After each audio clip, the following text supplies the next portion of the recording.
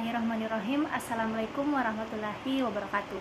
Perkenalkan, nama saya Wahyuni dari PT 01 2019, ingin menjelaskan materi rangkuman bab 3 tugas kedua psikologi pendidikan. Di sini membahas mengenai pengembangan model desain pembelajaran. Yang pertama yaitu pengertian model desain pembelajaran. Model pembelajaran merupakan komponen utama dalam menciptakan suasana pembelajaran yang menyenangkan bagi siswa, sehingga siswa lebih aktif, kreatif, inovatif untuk menghasilkan perencanaan yang berkarakter. Model pembelajaran menjadi pijakan untuk menghasilkan perencanaan hasil pembelajaran yang bernuansa efektif, efisien, dan menyenangkan.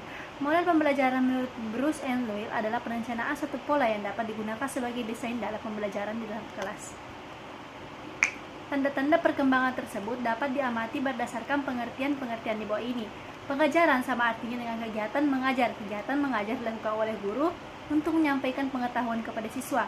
Dalam konsep ini, guru bertindak dalam berperan aktif dalam sampai menonjol sehingga bersifat menentukan segalanya. Pengajaran sama artinya dengan perbuatan mengajar. Pengajaran merupakan interaksi belajar dan belajar.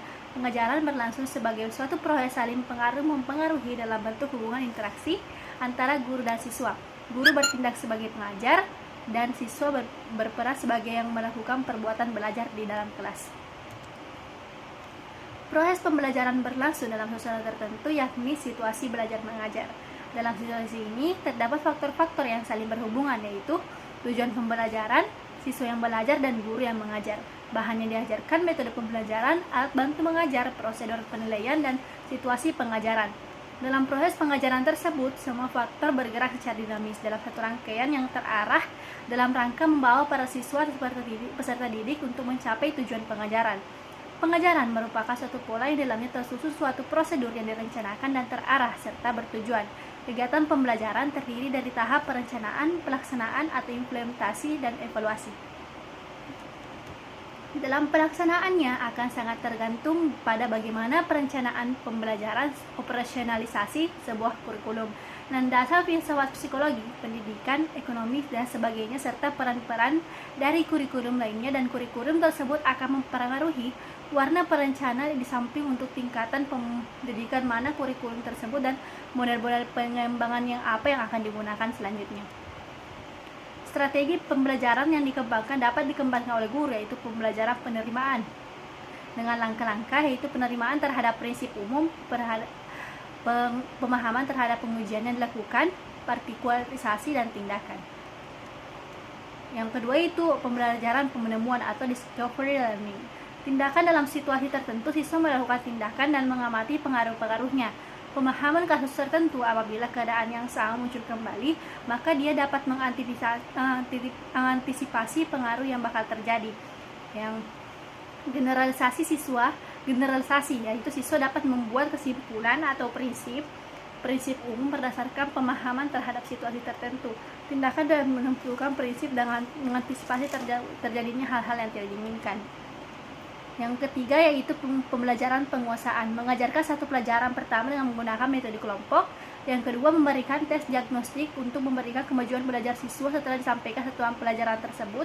Siswa yang telah memenuhi kriteria keberhasilan yang telah ditetapkan diperkenankan menempuh pengajaran berikutnya, sedangkan bagi yang belum diberikan kegiatan yaitu korektif. Yang keempat yaitu melakukan pemeriksaan akhir untuk mengetahui hasil belajar yang telah dicapai siswa dalam jangka waktu tertentu. Yang keempat yaitu pembelajaran terpadu atau unit learning, menyusun lembar unik yang luas bertitik-titik tolak dari topik atau masalah tertentu, menyusun unit pembelajaran sebagian dari sumber unit dirancang dengan pola tertentu. Yang ketiga, menyusun unit lesson dalam pembelajaran pelaksanaan unit pengajaran telah dikembangkan. Yang keempat yaitu menyusun satuan pelajaran yang akan dilaksanakan dalam proses belajar mengajar harian. Pengembangan model dalam kawasan teknologi pendidikan adalah suatu bidang yang menggarap masalah yang lebih luas dalam pengembangan suatu sistem instruksional yang lengkap, apakah itu sudah kuliah atau kurikulum untuk setahun atau suatu rencana instruksional untuk beberapa tahun.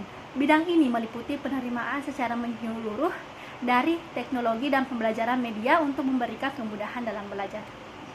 Yang selanjutnya itu model-model desain pembelajaran. Berbagai model pengembangan pembelajaran menggambarkan bahwa kebutuhan-kebutuhan pendidikan yang terjadi di tengah masyarakat, mulai tingkat Dewan Pendidikan Nasional maupun Dewan Pendidikan Lokal hingga Dewan Pendidikan Sekolah semakin meningkat menuju kualitas pendidikan internasional. Prosedur-prosedur pengembangan tingkah laku, yang pertama itu shaping, yang kedua modeling, dan yang terakhir yaitu pengembangan model desain pembelajaran.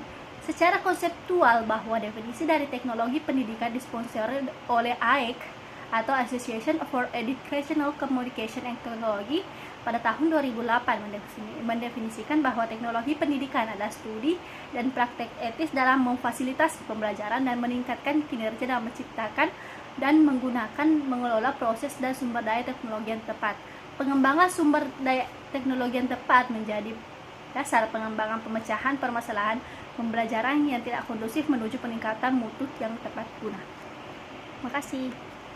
Itulah tadi penjelasan dari saya. Lebih dan kurangnya mohon dimaafkan. Wabillahi taufiq wal hidayah. Wassalamualaikum warahmatullahi wabarakatuh.